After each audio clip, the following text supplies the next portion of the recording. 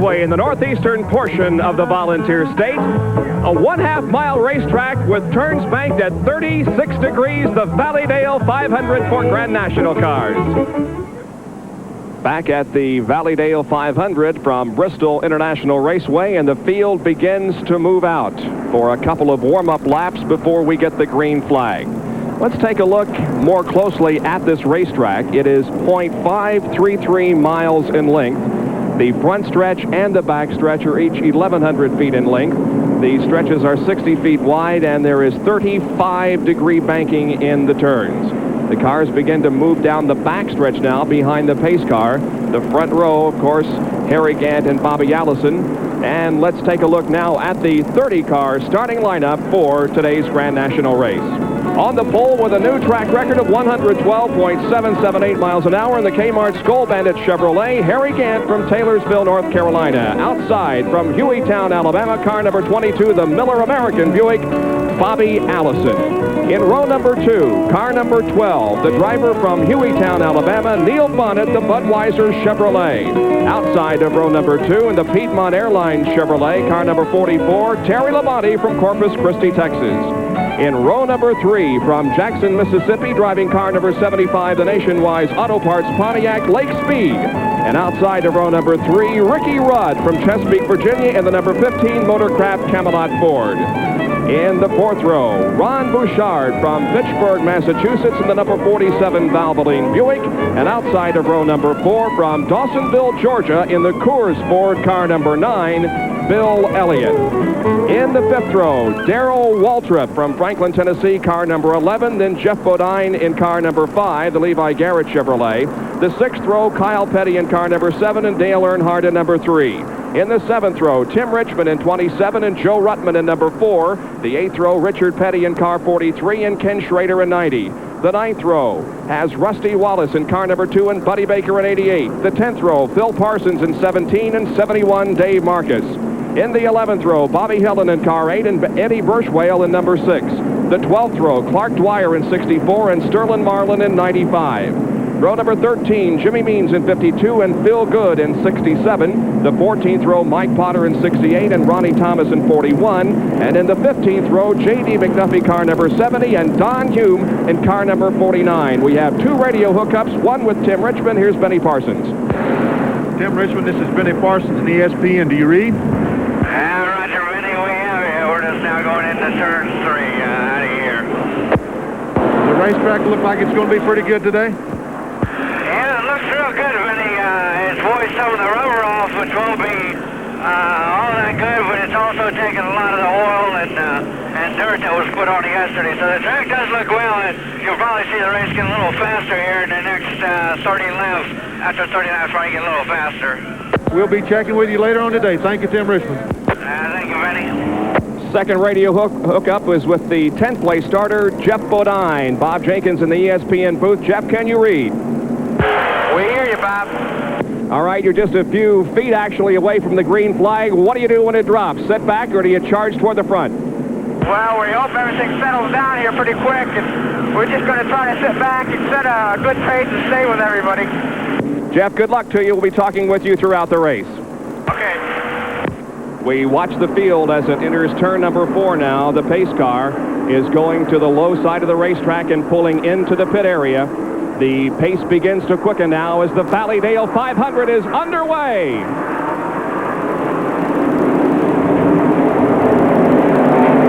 The 30 cars stream through turns number 1 and 2 abreast, and Bill Elliott has dropped back slightly as up front it is Harry Gant and Bobby Allison leading the way toward lap number 1.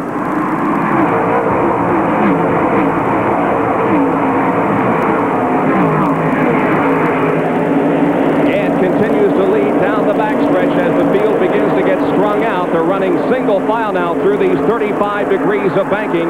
Harry Gant and Bobby Allison up front, followed by Neil Bonnet, then Terry Labonte, Lake Speed, Ron Bouchard, Ricky Rudd, and Bill Elliott. Elliott with a not too good a start. He did lose a couple of positions on the start, but now is hanging up there in 8th position. Lap number 3 is about to be complete. They continue to run in the same order. Dale Earnhardt looks like he's on the move back in the back. Harry Gant, Bobby Allison's really hanging. This is one of the better qualifying efforts for Bobby Allison in the last couple of years. Started outside pole, so.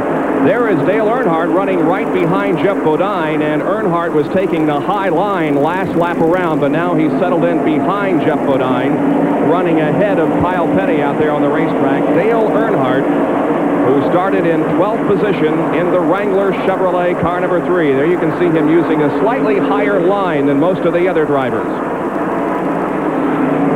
He tried to bring the car down off the 4th corner and get underneath Jeff Bodine that time, but it didn't work. He is running in 11th position. Jeff Bodine in car number 5 is running in 10th spot. They battle through turns number 3 and 4. There's the leader. It continues to be Harry Gant and Bobby Allison following very closely. Then there are 6 or 7 or 8 car lengths before we get back to the 3rd place competitor. That is Neil Bonnet. Darrell Waltrip begins to move as he also has chosen to use a slightly higher line. There he goes to the outside of Ricky Rudd and Ron Bouchard, and you can see the right rear tire smoking on the Waltrip car as he begins to move up, and Lake Speed is sideways in turn number 3.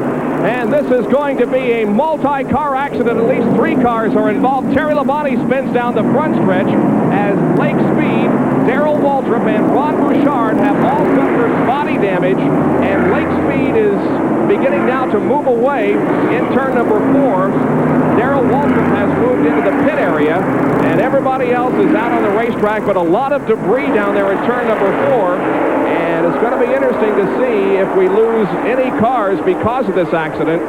Darrell Waltrip's left front end is damaged rather badly. You can see the damage there as the crew begins to go to the car and to try to straighten the body damage out. And Bill Elliott is also in the pits, as is Terry Labonte and Ron Bouchard. Here's Jack Arute. Well, the damage on Darrell Waltrip's Budweiser Chevrolet is extensive. The crew is going to the front of the car first, and they're trying to pry out a flat tire on the left side, and all of the fender wells are caved in. Meanwhile, Junior Johnson is working vigorously on the backside. He's got that straightened away, but it is a tough break, and I'm going to see if I can step in and get a quick word from Darrell Waltrip. Darrell, what happened? I don't know, Jackie. Lake Speed, somebody hit him, got him crossed up, and I couldn't see the smoke. Well, that's the word here from Darrell Waltrip's pit, and they're continuing to work furiously, but the problem is going to be they're going to lose precious laps, and it could be tout fini for another victory for the Waltrip team. Well, he's not the only one that suffered a lot of body damage. The Ron Bouchard car is also heavily damaged in the front end.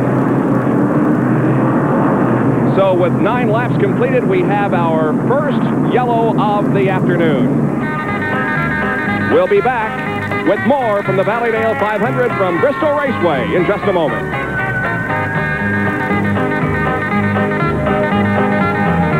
At Bristol, where we are under yellow because of an accident up in turn number 4, and this is what happened as Lake Speed is sideways in turn 3. And you can see him clip Terry Labonte, and there is no place for Ron Bouchard or Darrell Waltrip to go. And Bill Elliott was also involved in that, Benny, and I don't know who he hit, but he is still in the pit area, and they have the hood up in that car. I guess that he ran in the back of someone when they started slowing down for the accident. You know, and it looked like Lake Speed was going to come down the racetrack, that Darrell Waltrip and Ron Bouchard were both going to get by on the outside, but he did not. I find out, someone told me, one of our spotters told me that Bill Elliott hit Ron Bouchard. Jackie Arute is down with Bill Elliott. Jackie?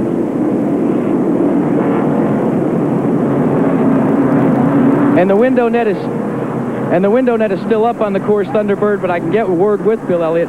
Bill, you're replacing a radiator. Do you know who you hit? I don't know, hit somebody in the back. The light's face spun out. I don't know what happened then. So this kind of cut you out of the chance of winning the race. Now do you stroke it for the rest of the day? I couldn't hear a word. Well, it's obvious that the race has gone back to green. Let's go upstairs. Indeed it has, and Harry Gant continues to lead. Bobby Allison running second, and Neil Bonnet is third, with Tim Richmond now in 4th position. 15 laps, and 6 cars lost laps because of that accident up there in turn number 3, namely Darrell Waltrip, also Dale Earnhardt, Lake Speed, And I believe Bill Elliott, of course, who is still in the pit, also lost a lap because of the accident. I'm surprised with the way Bobby Allison is running today, Bob. He really got the thing hooked up. And looks like Harry Gant did a good jump a moment ago on the restart, but Bobby Allison is right behind him. I stand corrected. Dale Earnhardt did not lose a lap on that particular yellow flag. He is running in 6th position.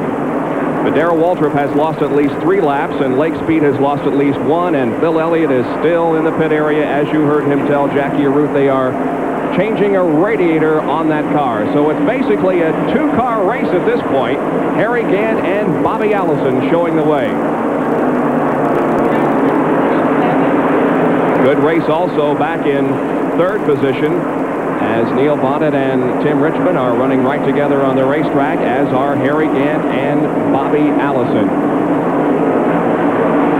Harry Gant currently running in 7th position in the point standings for the Grand National Division. As we go back and check on that battle for 3rd and 4th place, there it is, Neil Bonnet and Tim Richmond. It looks like that Neil Bonnet has been holding up Tim Richmond for the last few laps, because in the corner, Richmond's been going up and bumping him. As we can see, as they come off turn 4, Bob, he's right on his bumper. And I think that Richmond could run faster if he were in front. But Neil Bonnet's in front. He's going to stay there. Now Earnhardt has done alongside Richmond. And as we watch the action on the racetrack, Bill Elliott pulls out of the pits and gets back out there on the racetrack. But obviously, his chances of winning this race are virtually gone. Allison keeping a close watch on Harry Gant now. Bobby moves up on the racetrack to see if he can pass Harry Gant, but cannot do so. But now Allison moves to the outside in turn number 3, and they're side by side as they come through the 4th turn, and Bobby Allison is going to take the lead on lap number 21. Allison passes Gant for the lead. Here's Larry Nuber. A lot of disappointment in the Lake Speed pit on 2 separate occasions, Bob and Benny. He just barely did not make it out while they were doing repairs under the caution flag. He lost 2 laps and they didn't expect it. Also, the new tire rule. Perry Labonte in number 34 had a flat tire under the yellow flag, so he had to make 1 extra pit stop also. All right, Bobby Allison leading now. Terry Labonte is going to be making another pit stop, and Ron Bouchard running very slowly on the racetrack. That car damaged in the incident up in turn number 3. Bobby Allison begins to lap some of the slower cars, passing the Chrysler product that's owned by Arrington Racing and driven this weekend by Phil Good from Martinsville, Virginia. That was a great move by Bobby Allison a moment ago, Bob, to pass Harry going in the 3rd corner on the outside. That shows just how well Bobby Allison is working right now, and he's driving away. And the race for 3rd position now involves Dale Earnhardt and Neil Bonnet, and Earnhardt sneaks to the inside, and so does Tim Richmond. So both of those drivers pass Neil Bonnet. Oh, Neil Bonnet didn't want to play with that crowd, I tell you that. We will notice throughout the afternoon, Benny, and we'll comment on this here in the early stages of the race. We will notice that smoke comes from the right rear tire of some of the cars. Is that necessarily an indication that they're not handling right? No, I don't think so. I think they're going into turn so hard, and the tires are just sliding across the racetrack slightly enough to make the tires smoke. The new sealer is letting the cars go through the turns much faster, and therefore we're just sliding a little bit, and that's where the smoke's coming from. I don't think it's going to hurt anything. Hopefully they aren't going to have any tire trouble today. Dale Earnhardt now begins to move on 2nd place, Harry Gant. There is Gant, there is Earnhardt, and right behind Earnhardt is Tim Richmond. And we have been notified that Terry Labonte has been penalized 2 laps because he changed 3 tires under the caution. And of course, the new rule from NASCAR this year is that when there is a caution on the racetrack, you can only change 2 tires. Terry changed 3, as Larry Nuber indicated a little bit earlier, so he has been penalized 2 laps. Dale Earnhardt went right by Harry Gant down in the 1st and 2nd corner. We see Tim Richmond going by him as well. Harry is having to go up the racetrack down in turns 1 and 2. Dale Earnhardt and Tim Richmond staying on the bottom of the racetrack, have taken 2nd and 3rd. So Dale Earnhardt, who started this race in 12th position, has moved up to 2nd spot already, and looking very fast in that Wrangler Chevrolet. Dale Earnhardt from Kannapolis, North Carolina. There's the battle for third place involving Harry Gant and Tim Richmond. It's been a good ride so far in the early stages of the race for Tim Richmond, who now moves to the inside and passes Harry Gant and goes into third. And now Neil Bonnet also to the inside of the racetrack underneath Harry Gant, and he's in fourth spot. Harry drops from first to fifth. And let's go down to Jackie Arute, who is with Dale Inman. Dale Inman, what was the problem? You've got 2 lap penalties from NASCAR. Well, we spun, Jackie, and we changed right side tires. We had a left side down. And the same thing happened to us in Atlanta. We had to run 2 laps. So when we come in change tires, we lost 2 laps under the caution changing tires. Does that make you in favor or against the new tire? Well, I certainly don't like it right now. That's the word here. Back up to the tower. Well, it's a rule that everybody has to get along with, and sometimes it works to your advantage, and sometimes it works to your disadvantage. It certainly hasn't worked for Terry Labonte in the last couple of races, that's for sure. Last in Atlanta, he did not stop and change the tire and stopped on the green. He lost 2 laps. Today, they just chose to go ahead and take the 2-lap penalty and start back the race. And we have a problem up in turn number 3. Several cars are involved in this one. Joe Ruttman hits the wall very hard in the rear end, also involved. Jeff Bodine, Neil Bonnet, Tim Richmond, Harry Gant, and I believe also that's Joe Ruttman who's pulling away. So there are the cars of Tim Richmond and Neil Bonnet that are stalled down in turn number 4. And there is Joe Ruttman coming into the pits, and Joe is running very well. A lot of sheet metal damaged here. Harry Gant's car is also badly damaged. I don't know. I think Joe Ruttman should stop that car because there's a lot of smoke pouring from it. It's coming, looks like, from the cockpit of the race car, too. It really does. I think it's tire smoke, but there's no way of really being sure. Well, he's staying out there and completing another lap. There's Neil Bonnet's stalled car down in turn number 4, and Tim Richmond is also stalled down there. So some excitement here in the first 36 laps of this race as we've had 2 rather serious crashes that have eliminated the chances of winning of several top contenders. Back with more of the Valleydale 500 from Bristol in a moment.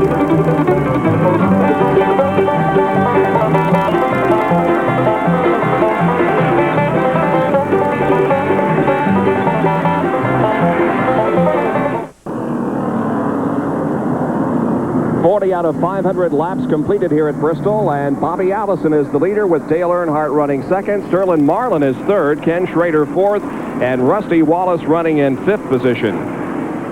In sixth spot, we have Dave Marcus. Seventh is Buddy Baker. Eighth, Ricky Rudd. Ninth is Richard Petty, and in 10th position is Kyle Petty unofficially. Richard Petty, by the way, car number 43, the familiar STP Pontiac, is making his 400th Grand National start today. There is Harry Gant's car in the pit area.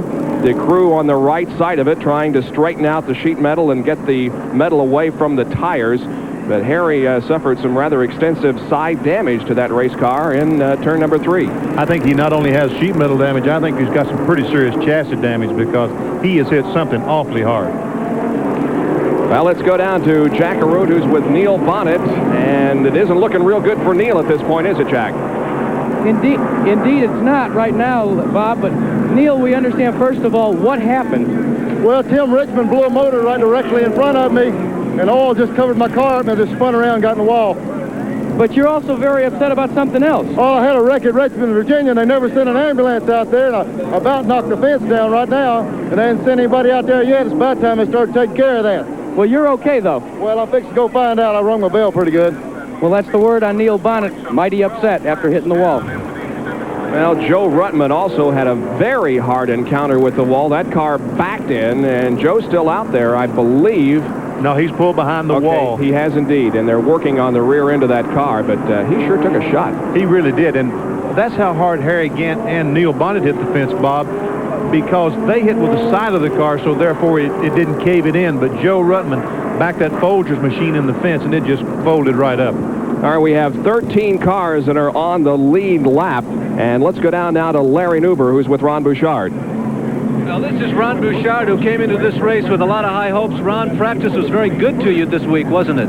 Well, we really look forward to this race. You know, the car was really running well, and we just was really a victim of circumstance down here. I don't know what Terry did or what he was thinking of, but he ran into the back of the 75 and turned him sideways, and we were all stuck with no place to go, and somebody hit me in the back and drove me into it, and it just tore my car all out. Did it appear as though that Lake simply lost control first? This is the first yellow flag, of course, that we're talking about. Well, they look like Terry went down there and just kind of run him in the back end and turned him sideways, and, you know, there was a whole bunch of us right there with no place to go.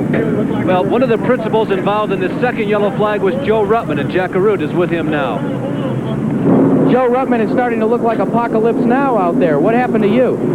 Well, Jackie, it appeared that the 27 car lost an engine, and when these cars get into any type of water or oil, you just totally lose control, and it occurred to me that Neil and you know, there was 3 of us there got involved, and I was hopefully that we didn't get connected solidly enough to anyone to put us out, but Tony Glover, the crew chief, just told me a moment ago that it appears there's way too much damage to try to fix on the car, so we'll just have to wait till Darlington to give our Folgers car another run. But we was having a lot of fun and just sitting there racing just to see what we could do later on in the race, and it's a shame that so much action had to start so early. When you see that much action so early, should we expect a rash of yellow cautions and a lot of crashes in this race today, or is this just a fluke?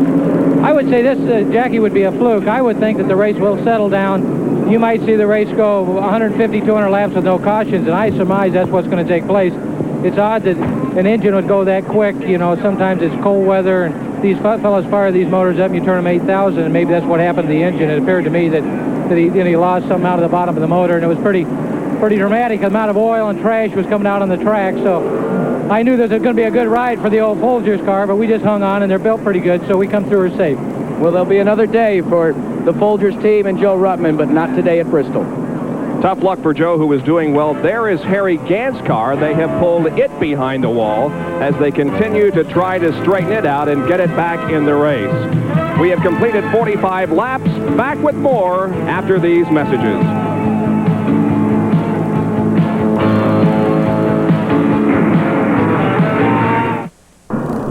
The green flag is about to come out once again as we go back to racing, but it has been a very interesting first 46 laps of this race.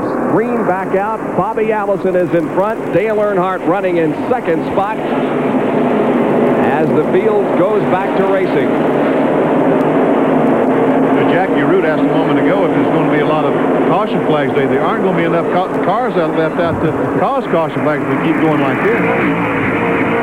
What does all this mean? We have Neil Bonnet out of the race. We have Joe Ruttman out of the race. We have Harry Gant out of the race. We have Bouchard, and we also have Tim Richmond. What does it mean? Anything?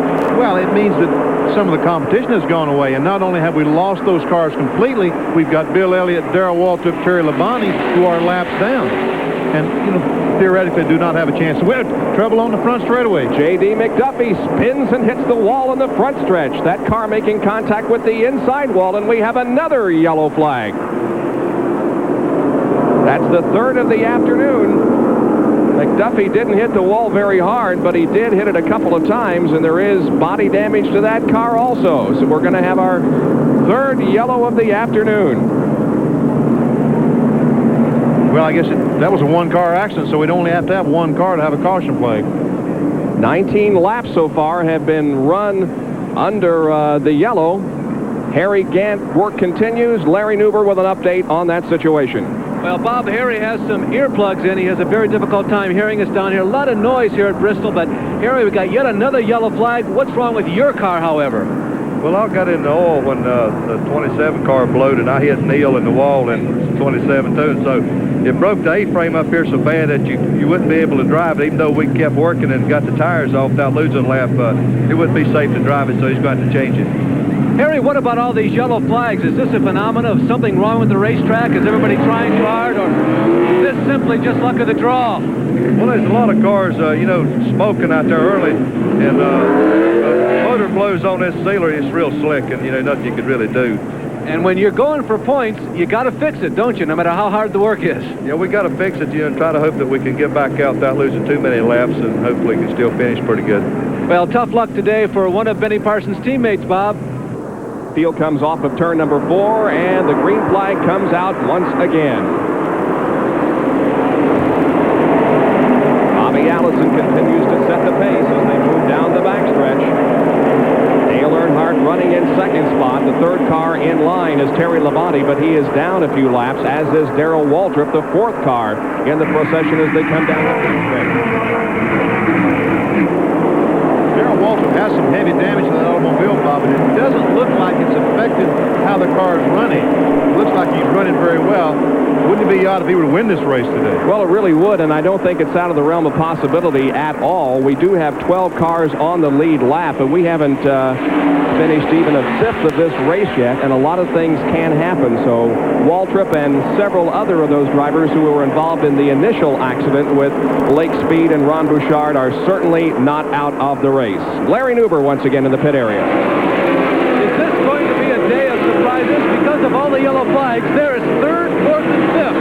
These guys are not even pitted on the front stretch. Running right now in third place is Sterling Marlin. They just changed the scoreboard. Rusty Wallace is up there, as is Ken Schrader. They weren't even expected to run in the top 10. As I mentioned, they've been pitted on the backstretch. But right now, they're in the top 5 positions.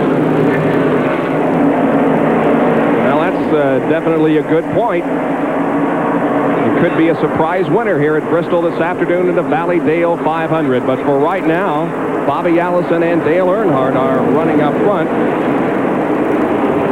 Bobby Allison, 47 years old, from Hueytown, Alabama, finished 19th in this race last year and finished second in the second race of 1984 here at Bristol. So it's a racetrack that he likes, and he has certainly been the dominant force in the race to this point. Last spring for this very race, the Valleydale 500, Bobby Allison was the dominant force in that race. After the race was over, he had a trick gear or a trick rear end in the car, and everyone felt like that's why he was such a dominant force. He doesn't have it now, but yet he's still a dominant force. So maybe there was something there other than the rear end last spring. Race for third and fourth position involves number 95 Sterling Marlin from Columbia, Tennessee. Right behind him is Rusty Wallace, last year's Rookie of the Year on the Grand National Circuit. And right behind Rusty Wallace is the number 5 Chevrolet of Jeff Bodine from Pleasant Garden, North Carolina, originally from upstate New York. But Jeff Bodine is going to have to show a lot of patience right now. And Rusty is on the board. He's third place. He wants to impress these people. He's going to try to keep Rusty Wallace and Jeff Bodine back as long as he can. They're a little faster than he is right now, but yet they can't try to muscle their way by, or we're going to have accidents just like we had a moment ago. And most of the cars here running together have not made a pit stop. Now, Jeff Bodine has stopped, but Rusty Wallace has not, and Sterling Marlin has not. Bodine, as you can see, was able to pass Rusty Wallace there on the backstretch. So he moves up now into fourth position as Marlin continues to hold third spot in that red number 95 McCraig Racing Chevrolet. A little bit of smoke from the right rear tire of Rusty Wallace in that Alugard Spectrum Furniture Pontiac. Rusty, of course, from St. Louis, Missouri.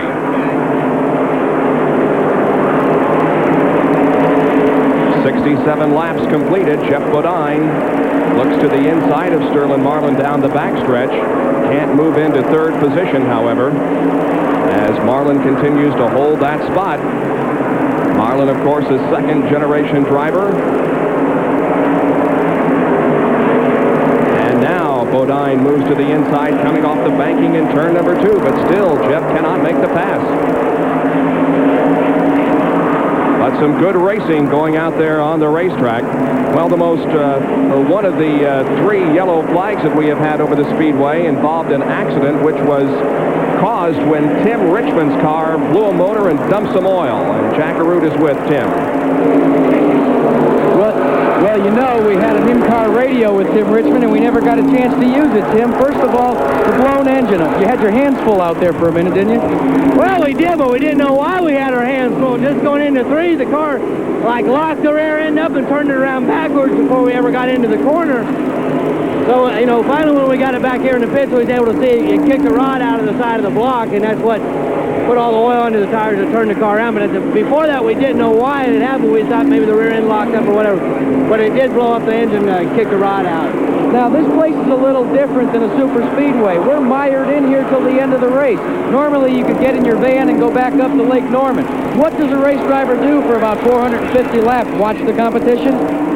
Well, for one thing, you don't sleep in this stuff unless noise puts you to sleep. We've got a problem. We've got a problem. We've got to spin. We're going back up to the tower. Okay, it's in turn number 2, Jackie, and it involves rookie Eddie Birschwale from San Antonio, Texas. The car spun in turn number 2 and kicked up a lot of smoke, but he continued on the racetrack, so we have no yellow flag over the track right now. Birschwale will undoubtedly be coming in for a pit stop. In fact, I think the tire on the right front of the car may be rubbing against the fender work. It was, Bobby. It went by, it was rubbing. Evidently, there was some contact up in the corner with another car. He's knocked the fender in on the tire. There is caution on the racetrack, caution on the speedway. Now we do bring out the caution. Birschwale had moved into his pit area, which is on the backstretch. There are pits both on the front straightaway and on the backstretch. He had moved into the pit area, but the yellow now comes out and the race back to the yellow flag finish line. And 75 laps now are completed with our 4th yellow of the afternoon. There may be some oil over there in turn number 2. So pit stops being made, and while we're under yellow, we will have more and return after these messages.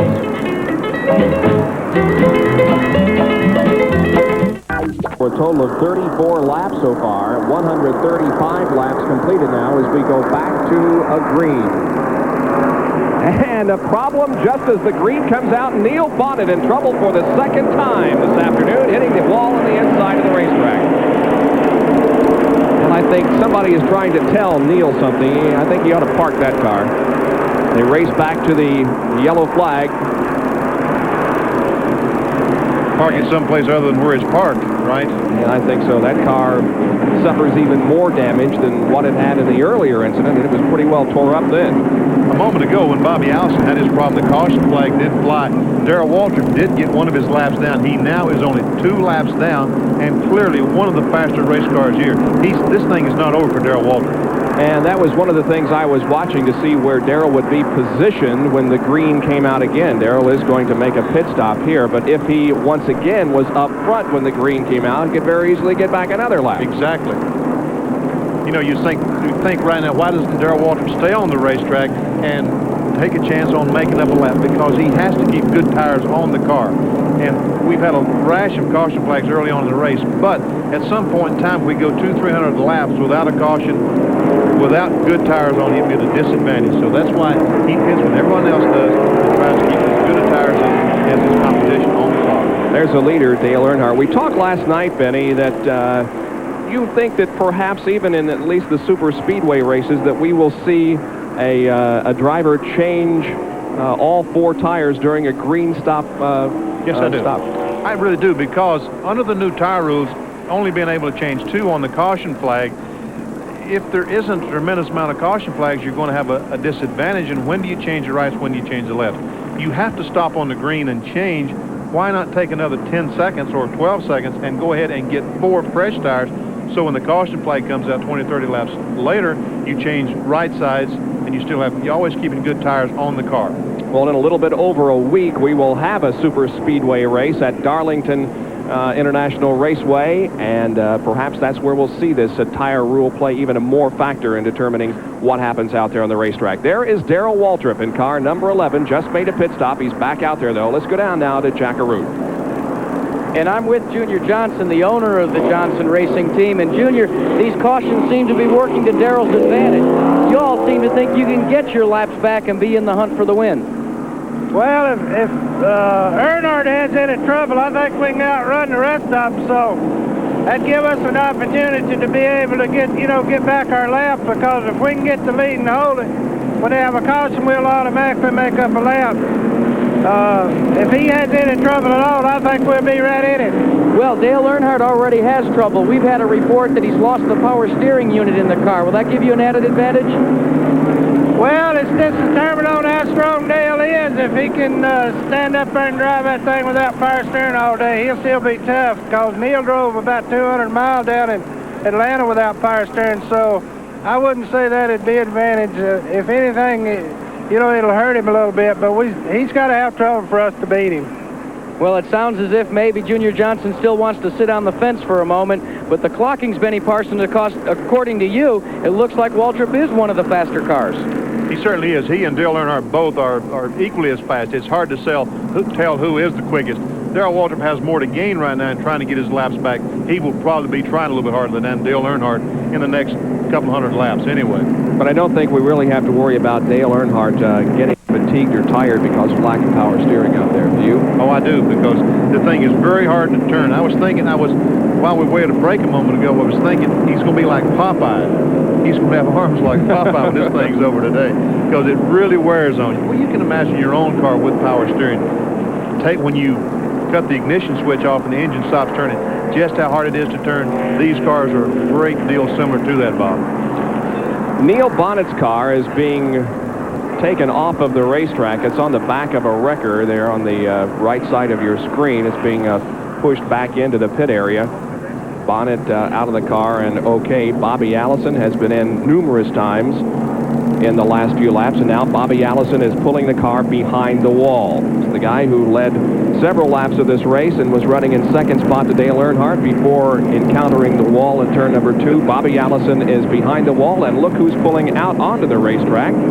Harry Gant. I was just thinking, while one goes behind, one pulls out. So at least we've got the same amount of cars on the racetrack. So Harry Gant rejoins this race. On the wall, down toward the first turn, and as a matter of fact, the third turn area, is a yellow stripe, and that is for the rookies, Benny. You know, when someone told me that, Bob, that was for the rookies to tell them we're at Bristol to back off the throttle to go in the turn, and I thought they were joking. But you tell me that seriously that's for the rookies, and I don't see how it's going to really help them any, because I don't know how they're going to look outside to see the stripe. It needs to be across the racetrack that's going to do them any good. You would think it would be very hard to see as they come down the straightaway at I don't see how they can possibly use that. I thought somebody would put it there as a joke. There is one, though, at the entrance to turn 1 and the entrance to turn number 3. Two abreast formation once again as we are about to go back to green. The leader of the race is Rusty Wallace in car number 2 with Earnhardt running second and Bodine third. And the speed picks up. The green comes out once again. And I don't think that probably Rusty Wallace will be in the lead very long. He now has Bill Elliott between himself and Dale Earnhardt. But as they go down the backstretch, I think we might see Dale Earnhardt do some passing here and establish himself as the leader of this race once again. If he doesn't pass, it won't be from lack of trying, I'll tell you that. Now he's moving to the outside of Bill Elliott, getting the car a little bit wide, a little bit too wide, as a matter of fact, the second turn, and not being able to pass Bill Elliott. Now he takes a better line into turns number 3 and 4, pulls alongside Bill Elliott, comes down the straightaway and passes Elliott, and now will try to put himself back in the lead. Rusty Wallace right now is the leader of this race in the number 2 Pontiac Alucard Spectrum Furniture car. Earnhardt moving to the inside of Rusty Wallace. Staying behind him, though, for the time being. Jeff Bodine now running in third spot. Now Earnhardt again to the inside down the backstretch, and this time he will go back into the lead. He probably isn't as concerned with Rusty Wallace right now as he is Darrell Waltrip. He wants to get in front of... Oh, another spin. Dave Marcus loses it and loops in turn number 4. Slows everybody down behind him, and I don't think anybody touched him, but it was a miraculous job of driving by a few of them. Marcus was running in 5th place when that accident occurred. Darrell Waltrip's trying to get another lap back. And here he comes, and by golly, he's going to do it. Or is he? I don't know if... The question is whether or not... That was the yellow, or whether they had already had the caution flag. But he plainly beat Earnhardt back to the line if they were not already under the caution flag. Well, that's a question we'll have to have answered from NASCAR scoring. Now we'll take another look at that spin up in turn number 4 involving Dave Marcus. Well, he just gets touched by Ricky Rudd. Just touched by Ricky Rudd. Ricky goes on the inside. That's Kenny Schrader on the outside. Lake Speed on the inside. Everybody manages to avoid it. Everyone managed. I thought that Lake Speed, the early accident, the first accident we saw, I thought Lake Speed was going to do the same thing and come back down, but he didn't. He went back up the racetrack, got Darrell Waltrip and Ron Bouchard. I wonder what the world's record is for caution flags. Well, I tell you, this is possibly a world record performance here this afternoon, as we have had 6 caution flags so far in the first 150 laps of this race. Well, we showed you a stripe on the wall that indicates rookies, and there is also one on the race car.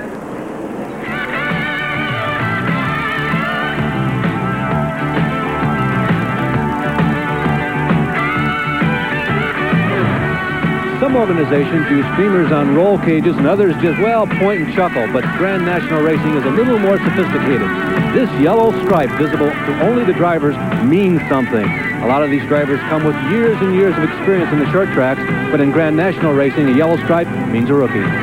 We are yellow once again at Bristol International Raceway in the Valleydale 500.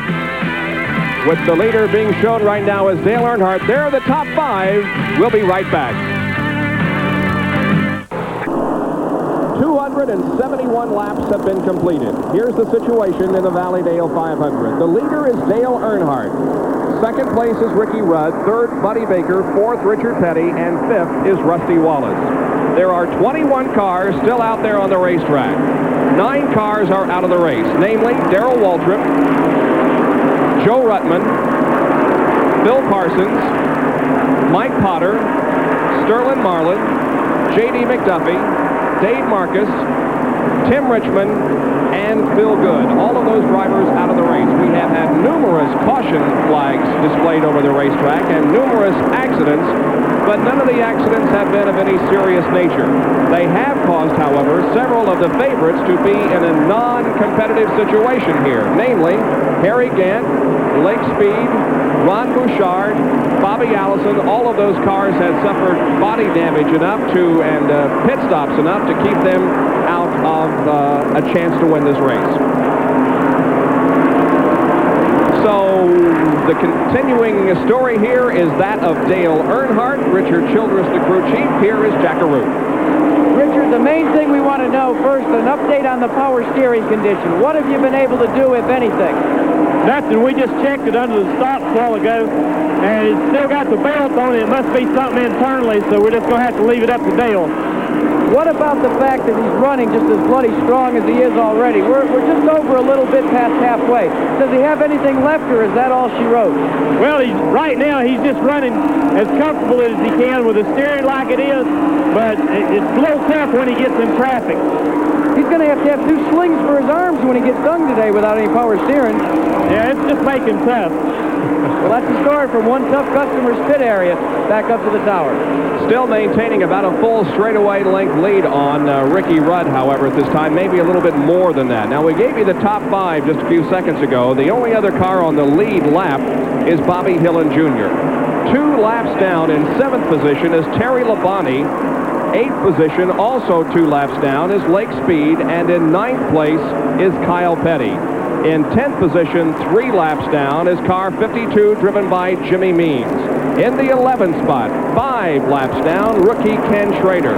In 12th position, 6 laps down, Ronnie Thomas. 13th place, 8 laps down, is Eddie Burschwale. In 14th position, car number 9, driven by Bill Elliott. He is 11 laps down. There is the number 41 of Ronnie Thomas running in 12th position. Ronnie normally runs very well at this racetrack. This is probably the worst I've ever seen him at this racetrack. He normally runs high and does a tremendous job. Today, evidently he doesn't have it hooked up as well as he has in the past. Second generation driver, his father, Jabe Thomas. And Ronnie followed Jabe around the racetrack many, many years, and 4 or 5 years ago started driving himself. This is his 3rd race of the year. He did not compete at Daytona and did not compete at Atlanta. But at Rockingham, he finished in 12th position. Rockingham, he was 34th. In Richmond, he was the 12th place finisher. The 1978 Rookie of the Year on the Grand National Circuit, Ronnie Thomas from Christiansburg, Virginia. There's the leader, Dale Earnhardt, putting another lap on another rookie who is this year going for Rookie of the Year honors himself, Ken Schrader. Now the leader is in quite a bit of traffic as a lot of slower cars are ahead of him. The car right directly in front of the leader is Jimmy Means in car number 52. While we're talking about rookies, Eddie Birchwell from San Antonio, Texas is also in the battle for Rookie of the Year honors. He's driving the number 6 DK Ulrich car. There he is down the backstretch. He's had a few problems this afternoon, including a spin, but nevertheless is still out there in the race. His father is a fellow named Don Birchwell from San Antonio, Texas. In 1972-73 was a Grand National owner. He finished 4th in the 1973 Talladega 500 with a fellow named Clarence Lovell driving his car. Clarence went home back to San Antonio. They had a party for him on Tuesday night. On the way home, Clarence had an accident and was killed on the highway. And that was the last we saw of Don until Eddie has grown up, and here he is on the racetrack again. And Don is back, very interested in his son's career. Well, Eddie has competed in a few races, but as I said, is in the battle for Rookie of the Year this year. And here are the Rookie of the Year point standings. Ken Schrader with 42, Eddie Birchwell with 22, and Don Hume, this is only his second race here this weekend, has 9 points. Jeff Bodine is once again behind the pit wall, and we'll raise him on the radio if we can. We do see Larry Newber down there at the car, but let's raise Jeff on the radio. Jeff, what's the problem this time? Bob, we brought the rear end out again. What we've got is an aluminum cover on the front of our rears that holds the seal in, and the seal is coming out of that cover. Of course, that lets the grease out. Then we burn the rear end up. We're putting one of Tim Richmond's rear ends in the car now. It doesn't type of seal arrangement, so that once we get that in, it should last the whole race. Jeff, why was the aluminum retainer? Just to save the weight? I don't really know, Bob. I guess we'll find out when we get back to the shop. You know, you always try to improve your equipment, and I guess we went a little too far with this deal, and it's costing us. Okay, we'll see when you get back out there. And look. Yeah, we were unable to buy another seal retainer. We were forced to buy that. That's all that was on the market. 10-4, Harry, we got you. So he said that that's the only one they could buy was the aluminum style, and was not trying to save weight. That's all was available. And we noticed that Jeff enjoying an apple during his pit stop. All right, Buddy Baker continues to run well here in car number 88. There he is, as you mentioned, Benny is a part owner of this car this year. Well, you know, Danny Schiff was a sponsor for a long time, and he was very interested in the racing business. He and Buddy Baker got together, and I think it's a good situation for both of them. And I think Buddy Baker would agree, and I think we have something on. Oh, there's trouble right in front of Baker. Right in front of Buddy Baker, Ronnie Thomas loops, and Richard Petty is also going to be involved in this incident. So another yellow. That's up in turn number 2. Ronnie Thomas getting sideways right in front of Buddy Baker as we were talking about him. And the yellow does come out, although Ronnie is able to gather it in and continue on the racetrack. Just another caution flag, huh? Just another caution. That's our 12th of the afternoon. And it means that Richard Petty is going to come in for a stop. And it could mean that several of the other leaders will be in for a stop. And we'll take another look at what happened as we were talking about Buddy Baker, and right ahead of him as they went into turn number 2, Thomas a little bit sideways. Well, it looks like that Ronnie just simply, the car got away from him right there. He was not able to control it. And look at Buddy get on the brakes. Yeah, and Ronnie's got it locked down. But Buddy manages to get by on the outside. I don't think that he and Ronnie made any contact whatsoever. But there was contact between Ronnie Thomas and Richard Petty as Petty nudged him in the front end just a little. I don't think there's serious damage. Richard Petty is pulling out of the pit area right now, and we take a look as he goes back out on the track. There is some front end damage, but it's not serious at all. Simply a love tap, Bob. Bobby Allison also into the pits and now back out again. We're almost 300 laps into the 500-lap Valleydale 500. Back in just a moment. the Valleydale 500 in Bristol, Tennessee. 300 laps even have been completed, and Buddy Baker had a narrow escape of a spinning Ronnie Thomas out in turn number 2 just a few laps ago. We're about to go green for the restart, but before that, let's go down to Jackaroot, who's with Buddy's crew chief, Booby Harrington. That's Robert Harrington. It was a close call for Buddy Baker. What did he say to you on the radio? Well, he said it was real close. He didn't know why he spun out, but he said, I swear I never touched him, so we don't know here. Quick, go. You can hear him telling him, go, go, go, go. We've gone back to green. Real quick, Robert, do you have more in the car? Can you catch Earnhardt by the end of the race? I don't think anybody's going to catch Earnhardt. Well, that's the story from your second place runner.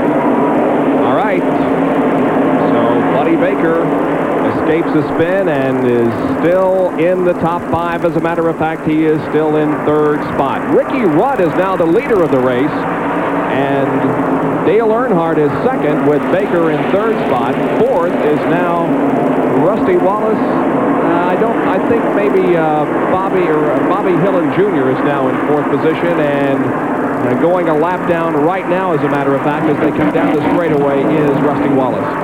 Actually, exactly right. He was lapped just about 15, 20 laps before the caution. Rusty Wallace was put a lap down by Dale Earnhardt, and now by Ricky Rudd. There is Buddy Baker in the number 88 Oldsmobile, the Bullfrog Knits Liquid Wrench Oldsmobile. And there is a difference being a driver and an owner, and we asked Buddy Baker about that situation.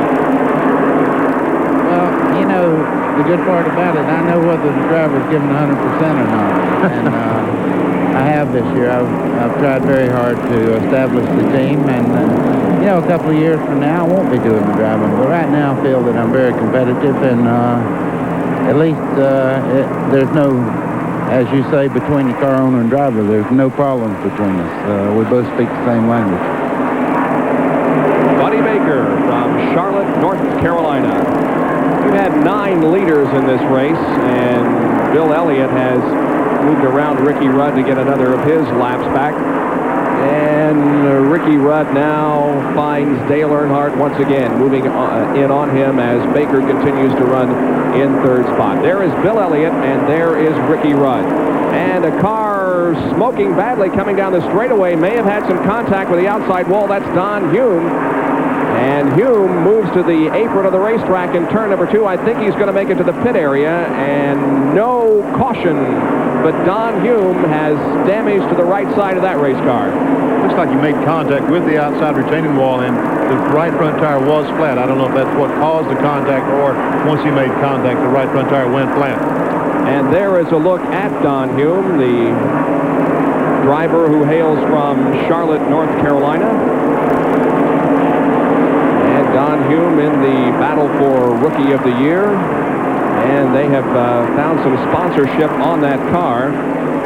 The Harper Corporation of America is sponsoring that car. They manufacture a heavy-duty hand cleaner, so it's Catherine Harper's Clean Hands Formula race car. I read the other day that that's a 5-year deal. That is correct, that is yes. a 5-year contract, yeah. So Don's career certainly given a boost by the fact that he was able to secure that nice sponsorship. Where did Ricky Rudd come from? I mean, all of a sudden he wasn't able to outrun Dale Earnhardt, and now Earnhardt cannot gain on him. Well, Earnhardt's a half a straightaway behind and not gaining right now. You're absolutely right. And again, the question is he trying, or is that the way it is? I'll tell you, Rudd has looked very strong to me all race long, not as strong as Dale Earnhardt, but I think Ricky Rudd has a real good shot of winning this race if he can stay out of trouble. Well, you said that earlier on during one of the breaks, Bob, and I wondered about that, but I'll have to agree with you. It looks like he really has an opportunity. Plus, I think, Harry Gant spins coming off the 4th corner. Off the 4th corner, Gant spins and bumps the inside wall, and another yellow flag comes out. Liquid has poured from that race car, and that's going to mean the crew's out on the track and probably a lengthy caution period. Well, we have seen several cars, Benny, come down off of turn number 4 and spin to the inside of the track. Could it be that slick spot up there in turn 4 that Jackaroot touched on at the very beginning of the program? Bob, I've been watching that corner, that spot up there, and it looks like it healed up.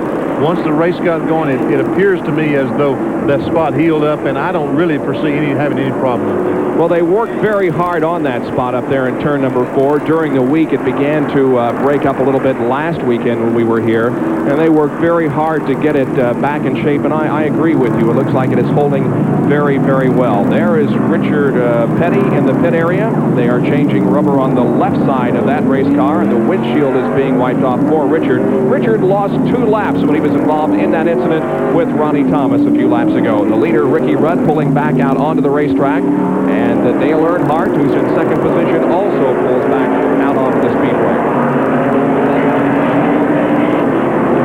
All right, so another caution period with 315 laps completed. This because of a Harry Gant spin in turn number 4 onto the main straightaway. And as you can see, Harry has pulled into the pit area to get some fresh rubber on that car. While we're yellow, we'll take this break and be right back in Bristol.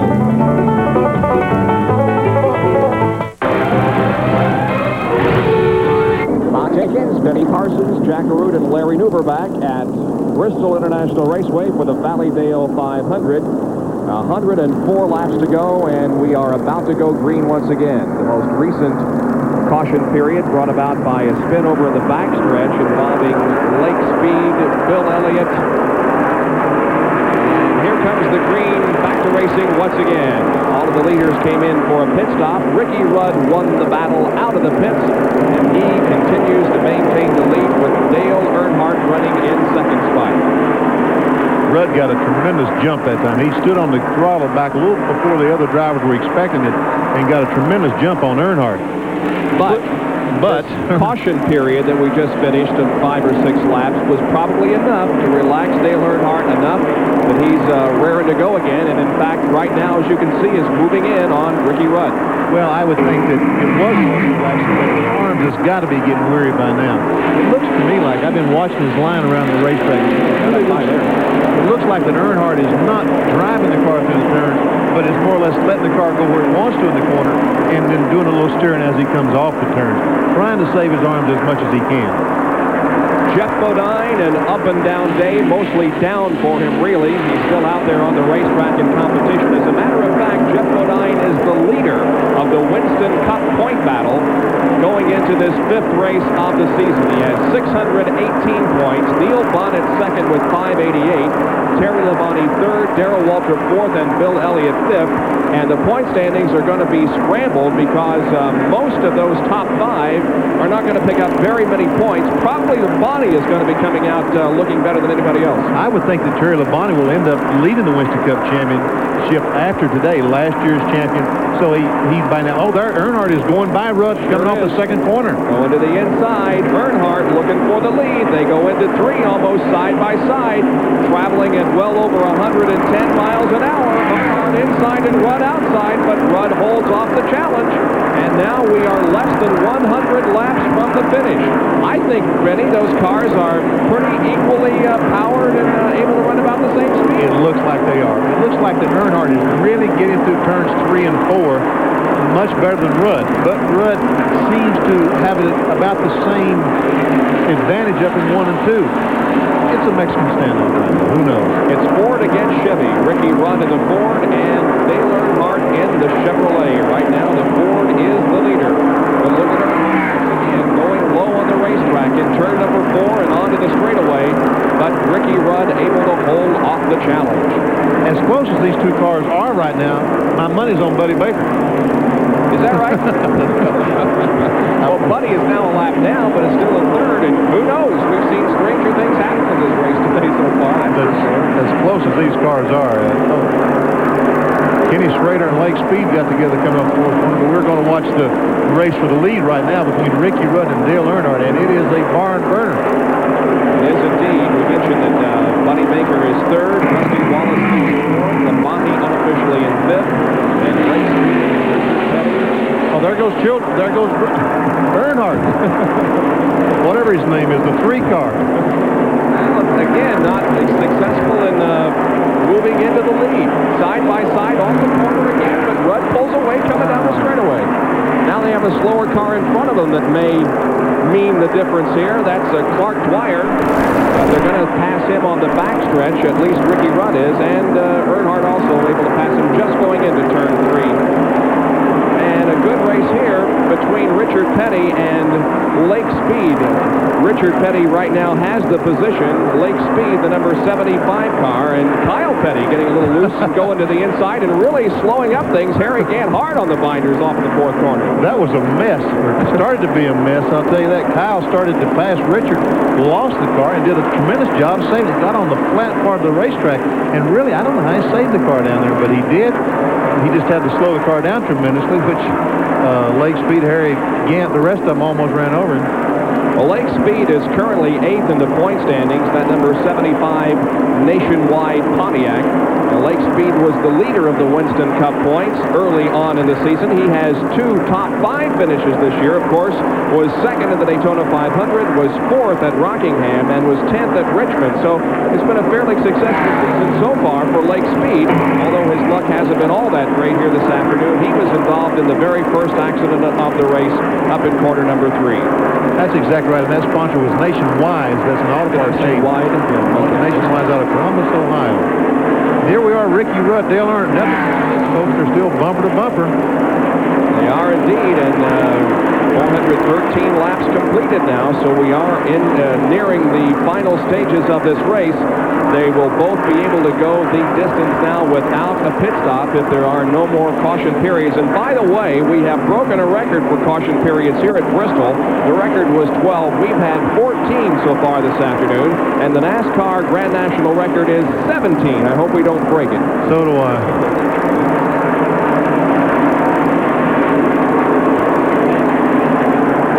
So we will be back with more of the Valleydale 500 from Bristol International Raceway with Rudd and Earnhardt battling for the lead. Joining us here at Bristol International Raceway for the running of the Valleydale 500 for Grand National cars. And this is not only a .533 mile oval, there are also other facilities here at Bristol International Raceway. Here's Jack Arute. Bristol International Raceway is more than just a stock car facility. Located at the crossroads between Tennessee and Virginia, it has a little something for everyone. Nestled behind the half-mile Bristol facility that runs the Grand National cars, and well within earshot, is the world headquarters for one of the best sanctioning bodies in drag racing, Larry Carrier's International Hot Rod Association. All of their activities take place right in that building behind me. But also within just a few short steps of this facility is one of the racetracks that they sanction with some of drag racing's best competitors competing on the quarter mile at speeds well in excess of 200 miles per hour. The whole shots just thunder through the valley here, and some of the best blinding speeds you'll see in any drag racing facility occur right at Thunder Valley Dragway. It certainly is a different sight when the bleach boxes are empty and the starters' Christmas tree lights have been put up till the next event. Directly behind me, you'll see the quarter-mile drag strip, and beyond that, the runoff area. But something's a little different about Thunder Valley Dragway. There's a right-hand turn at the end of that runoff area. The reason? Well, there was a mountain in the way, and it would have taken too much dynamite to go through it, so they went around it.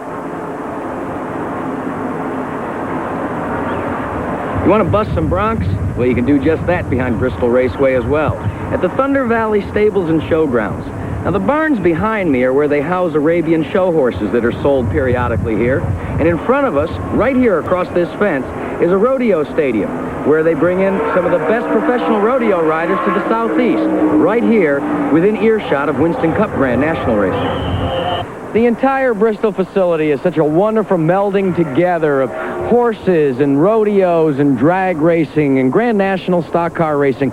You name it, it's here at Thunder Valley. And the thing that's most impressive to me is the cleanliness. The whole place is just so spotless. Well, almost. Back to you, Bob. Fortunately, Jackie was assigned to the pit area today, and the worst he had to step in was oil. But anyway, we again salute the hospitality of the people associated with Bristol International Raceway, Larry Carrier, Ted Jones, and everybody else. And what we have is an excellent race going on here with 438 laps completed. It's still anybody's race, but Ricky Rudd leads Dale Earnhardt right now. Here's an interesting graphic concerning the starting position of the race winners. 12 times the pole position winner has won the race. On 9 different occasions, the driver who started second has won, and 7 different occasions, the third place starter has won, so on down the line. Now, Ricky Rudd started this race in 6 spots, so we could very definitely add a 6 to the number of drivers who have started from 6th position. There you can see 7, 8, 9, 10, 11, 12, and 13. Basically speaking, the further up front you start, the better your chances are. But Dale Earnhardt started this race in 12th spot and certainly has a good shot at winning. He sure does. I think that the number 1 spot has been swayed by Junior Johnson's success over the years, because Darrell Waltrip, his driver for the last 3 or 4 years, and Cale Yarborough, his driver for the 5. Oh, look at Earnhardt this. is alongside him. Oh, they touch. They touch. But Earnhardt still cannot get around Ricky Rudd. Now they're again side by side in the corner, but Rudd with the advantage as they come off the corner and go down the straightaway, and we have seen that numerous times here in the last 50 or so laps. Rudd with the advantage off the corner and down the straightaway. He's really getting a good shot off that corner when he does run the high groove.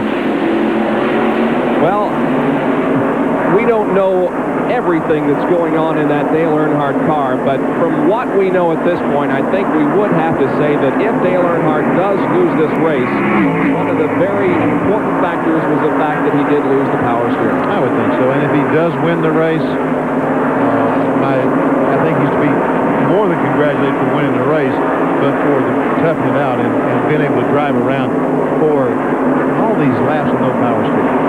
But that's certainly taking nothing away from Ricky Rudd, who has had an outstanding afternoon and right now continues to lead. We'll be back with more from Bristol International Raceway and the Valleydale 500 in just a moment. 54 laps are about to be unveiled here on this half-mile racetrack at Bristol, Tennessee, with banking degrees. It has boiled down to a contest between Ricky Rudd and Dale Earnhardt. We have had 17 lead changes among 9 drivers, 14 caution periods for a total of 87 laps. But in the last 100 or so laps, we have not had the caution periods that we had earlier in the race. And that could very well be the difference between the fact that Dale Earnhardt is running in 2nd spot and the fact that he might have been leading.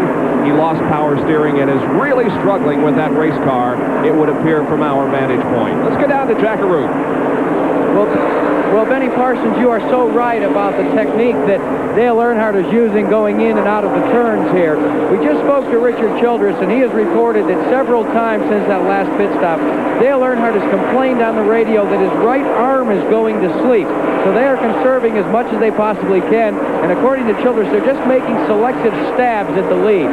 So we'll just have to wait and see until maybe the last 10 or 15 laps to see if the stab technique will work here for Richard Childress and Dale Earnhardt. All right, so our observations confirmed by Richard Childress. Rudd with now a 5 or 6 car length advantage on Dale Earnhardt. Well, the track conditions down in turn number 4 really have not deteriorated that much. At the beginning of our program, we talked about turn number 4 and the fact that the sealer was coming up in that area and could play an important role in this race. But, Benny, I really don't think it's been a factor here. It's held very well. Neither do I, Bob. I think you're exactly right. The racetrack has not been a factor. What has been a factor? Just good, hard, close racing. And the cause of that is the reason for that has caused a lot of accidents. A lot of cars have been torn up, but yet here we are with 45, 50 laps to go, and we still have a race. Ricky Rudd, Dale Earnhardt, and right now, who knows who's going to win? I certainly don't, and I don't think either one of those guys do. I don't think so either. Running in 3rd spot, 2 laps down, is Buddy Baker. Then 4th is Terry Labonte. In 5th spot is Rusty Wallace. 6th position, 3 laps down, is Richard Petty. In 7th is Bobby Hillin Jr. 8th position, 4 laps down, is Kyle Petty. In 9th is Lake Speed. 10th position, 6 laps down, is car number 52, driven by Jimmy Means. And in 11th position, 7 laps down, is Ken Schrader in the number 40 Ultra Seal Ford. Ken, of course, from Benton, Missouri. So, we have now less than 40 laps to go, and Rudd continues to hold on to the lead. Can he hold off Dale Earnhardt? We'll be right back. This is crabgrass. I don't want to. Back at Bristol, there is the leader, Ricky Rudd, car number 15. In second position, right behind him, car number 15, the Chevrolet, driven by Dale Earnhardt. And that basically is the story at this point. We've been mentioning throughout the race that this is the Valleydale 500, and perhaps some of you are wondering who or what is Valleydale. And Ben, it's a meat packing and processing company. Exactly right. It's here. Its home office and its plant is here in Bristol. And for the past 3 or 4 years, they've been sponsoring this race, bringing some of their customers in and the VIP lounges. And it's worked very well for them. And believe me, it works very well for us, the race fraternity. Now the leaders begin to move into heavy traffic once again as they come down the straightaway. They both move to the outside and pass Clark Dwyer, and they pass Don Hume, who has recovered from his spin and is back out there on the racetrack. Now they approach Bill Elliott and Rusty Wallace. Wallace running in 5th position, 3 laps down. Clark Dwyer, car number 64, is, as you can see, battling alongside Don Hume. Clark is from Colorado Springs, California. This is the Elmo Langley car, and he has competed in all 4 previous Grand National starts this year, was 18th in both the Daytona 500 and the Richmond 400, 37th at Rockingham, and 20th at Atlanta. He's 21 years of age, and unofficially we have him in 14th spot. This is his second or third year on the circuit, and looks to be going to be a pretty good race car driver down the road with a little experience. Well, he's persevered here this afternoon. Several of the rookies and less experienced drivers are still out there on the racetrack simply because they stay out of everybody else's way. They're out of trouble, that's for sure. Terry Labonte has been making some tremendous progress catching Buddy Baker in the last few laps. It looks like there's going to be a contest for 3rd spot before this thing's over. We only have 28 laps to go, but I think that Labonte is going to be able to catch him before the thing is over. You know, Earnhardt looks like, Bob, that he's out of it. Yeah. You know, Rudd will get a 10 or 15 car advantage, and you say, well, there goes Earnhardt. But you know what? You look up the next minute, and Earnhardt's 2 or 3 car lengths behind him. I don't know where he's finding it, but he keeps coming back, Well, it's certainly not a race to leave your tires, believe me, because it could very well be with 5 laps to go or 10 laps to go. Dale says, hey, I don't care if I have power steering or not, and I don't care if this thing goes all the way. I'm going to go for the win. That's exactly right. And look, he's back again, only a few car lengths behind. There's trouble coming off turn 2. And Don Hume spins off of turn number 2. Slow down and stay behind him, but once again, we have a caution period, and it's going to be a race back to the yellow flag here on the straightaway. Ricky Rudd is going to maintain the lead, but it gives Dale Earnhardt some more rest time. That's right. I tell you what, 24 laps to go. Earnhardt can do it. Yeah. I think with the rest, with the adrenaline, I think Earnhardt can do it if his car is capable. Ricky Rudd might have something left too, Bob. We never know. That's true. This is our 15th caution of the afternoon, and this is a very important caution because probably we can go the rest of the distance now without a caution. Here come the leaders into the pits, by the way, and this is an important situation because whoever gets out onto the track first could very well keep the lead the rest of the way. We'll watch it closely. Good strategy. Good strategy. Let's go down to Jackaroo. We're down here in the Wrangler pits of the second-place machine, Dale Earnhardt. Dale is just sitting placidly in the car, and he just gasps at going back out. You can hear it. A real quick stop for Earnhardt. We'll have to see if he beat his nemesis, though, the 15-car Ricky Rudd. I would say that those stops didn't vary more than 0.2 of a second. They were exactly the same, but the big thing is that the Ricky Rudd automobile changed right sides, Dale Earnhardt changed left sides. Now, before the tire change rule, that would change both cars would have changed 4 tires. Exactly. So it really didn't make any difference. But now, why did Bud change rights and why did Richard Childress change lefts? Big difference. Very interesting situation develops, and we're going to go back green here in just a moment. But before we do, we'll take this break. Back with more of the Valleydale 500 in a moment. The two abreast formation on the backstretch, and we anticipate a green flag this next time around. We'll see who gets the jump off of corner number 4. We only have 22 more laps to go, and this could be a battle to the end. Ricky Rudd and Dale Earnhardt lead him down. Rudd with the advantage. Earnhardt, though, right on his back bumper as they head down the backstretch. And Terry Labonte has passed Buddy Baker for 3rd spot. So last year's Winston Cup champion, despite the fact that he's 2 laps down, is back in 3rd place. Earnhardt goes way high on the racetrack, gets the car a little bit sideways, and Ricky Rudd, and they bump going into turn number 3. Well, at least Dale is telling Ricky that he's back there. Yeah, he knows it. Believe me, he knows it. Well, I don't know, he felt it. Now Earnhardt pulling alongside of Rudd down the backstretch. Let's see who gets into the corner first. It is Earnhardt with the advantage. Although Rudd comes back. They cross the line, and Earnhardt is slightly sideways, and Rudd leads that lap. This could be the situation through the rest of the race now with 18 to go. They're touching as they come off the 2nd corner.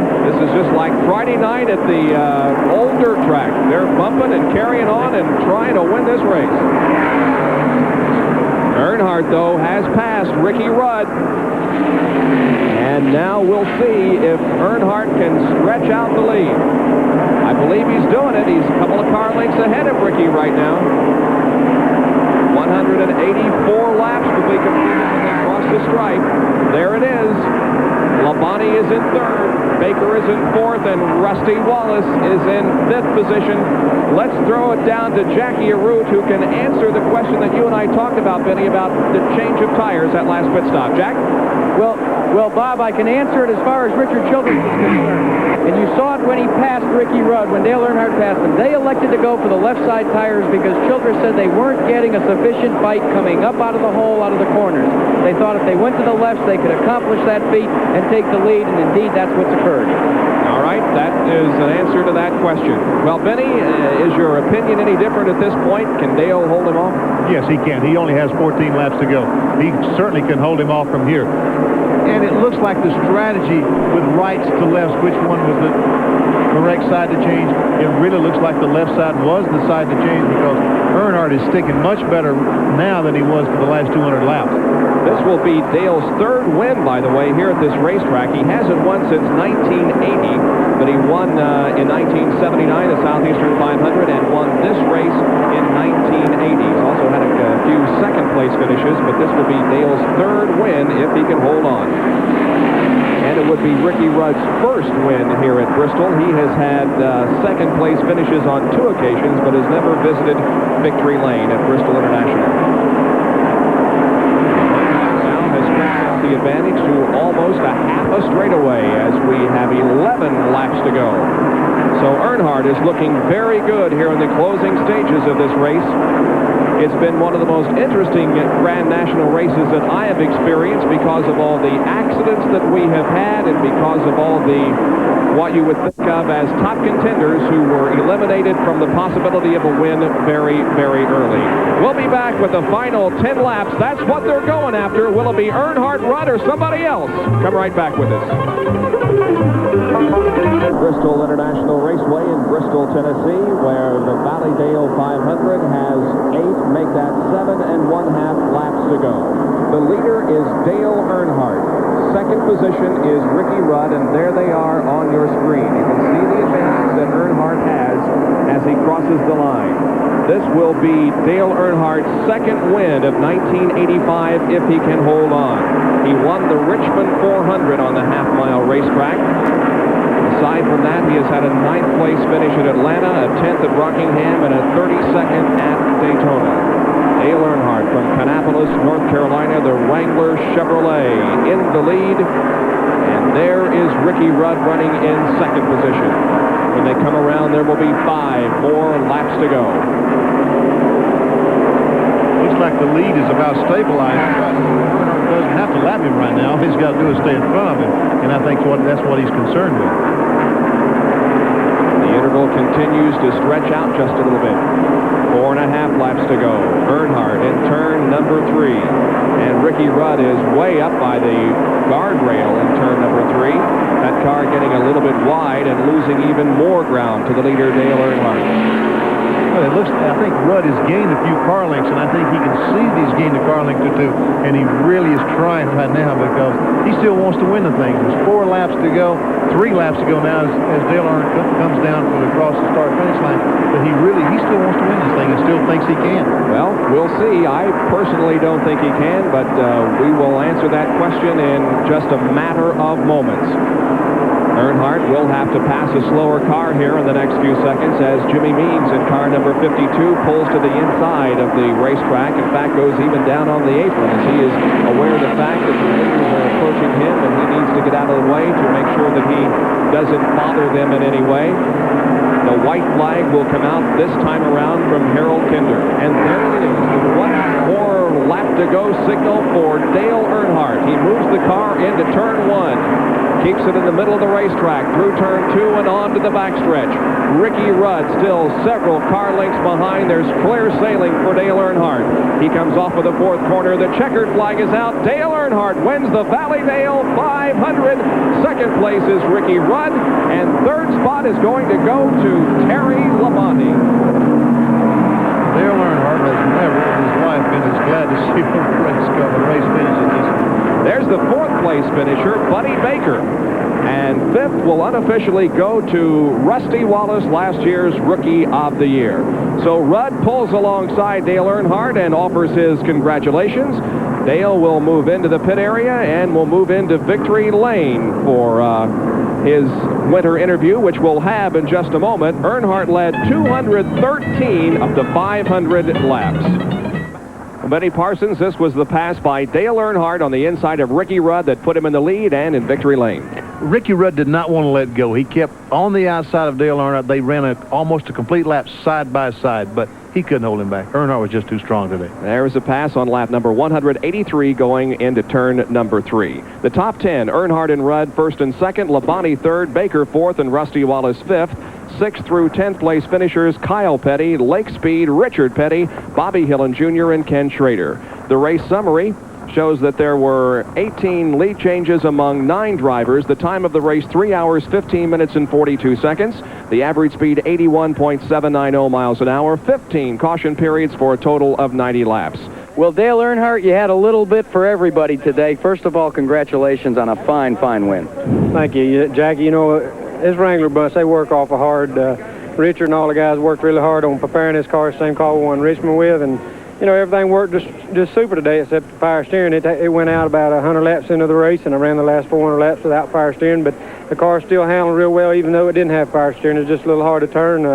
My arms kept going to sleep from, you know, tugging on it all the time, but we made out.